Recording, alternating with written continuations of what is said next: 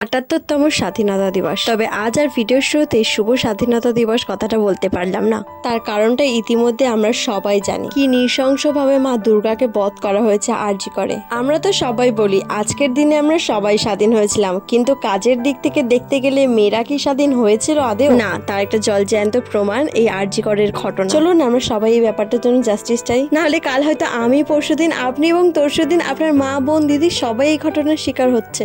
Basically 15 আগস্টের দিন আমি আমাদের এলাকার সমস্ত জায়গায় গিয়ে গিয়ে দেখছিলাম যে সবাই কি সুন্দর পতাকা উত্তোলন করছে, স্বাধীনতা দিবস পালন করছে এবং স্মরণ করছে সমস্ত স্বাধীনতা সংগ্রামীদের। তবে সত্যি কি স্বাধীনতা সংগ্রামীদের স্মরণ করে স্বাধীনতার পূর্বে ঘটে যাওয়া এই ভয়ঙ্কর ঘটনার বিরুদ্ধে আমরা কোনো প্রতিবাদ করব না? আজ 2024-এ দাঁড়িয়েও কেন মেয়েদের ভয়ে ভয়ে থাকতে হবে? কেন লুকিয়ে লুকিয়ে চলতে হবে নিজেকে? কবেই বা আমরা স্বাধীন হব? কবেই বা সবার মতো আমরাও পাখা মিলে উড়বো? তা আমার কিন্তু জানা নেই। ভিডিও ক্লিপগুলোর সাথে আমার বলা কথাগুলো গুলিয়ে ফেলবেন না। We want justice.